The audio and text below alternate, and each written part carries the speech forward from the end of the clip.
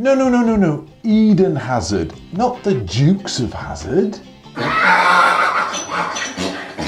Eden Hazard has kicked a ball boy. Not just any ball boy. He's kicked Charlie Morgan. And Charlie Morgan has tweeted before going to be ball boy for the big game between Chelsea and Swansea, the king of all ball boys is back, making his final appearance. Hashtag needed for time wasting. Hashtag or something. What does that make us think? Well, that makes us think that lying on the ball in the middle of the game is actually very premeditated. And lying on the ball in the middle of the game is obviously a very deliberate act. Is it an act that's been actually pushed forward by the football club? Maybe we'll never know. But either way, when the ball came to dear sweet little Charlie, he decided to lie on it. And I'd like to clear something up straight away, looking at everything that's being written in the press. He's being called a child. He's not a child.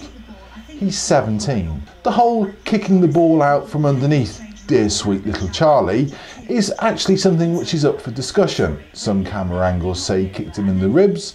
Some camera angles show that he did actually kick the ball out from underneath him. And one of the people that's actually voiced their opinion quite early is Joey Barton, who simply said, Hazard, the only crime is he hasn't kicked him hard enough, which seems a little harsh.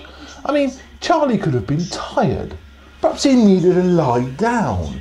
All that galloping over to pick the ball up, it's a long way for a little boy, 17-year-old little boy with a very fast car, but it is a very, very long way over across that touchline to pick the ball up for the Chelsea player. When he got there, he needed to lie down. Don't you see? Yes, it was all completely accidental. He never intended to lie on the ball at all. Now, Charlie Morgan is a very fortunate young man, and he also doesn't have any problems with playing practical jokes on people, which, as you can see from one of his videos on YouTube, he'll happily ring reception staff from his posh hotel room and start trying to wind them up in front of his mates because he thinks it's funny. You're going to say to me, you're being a bit one-sided. You seem to think that this Charlie Morgan maybe has done wrong. Yes, I am saying that. This lad was employed as the ball boy. That is it. He should have thrown the ball back. That's called fair play. I don't think he quite understands that because he wants to get famous, he's actually going to affect a lot of people around him.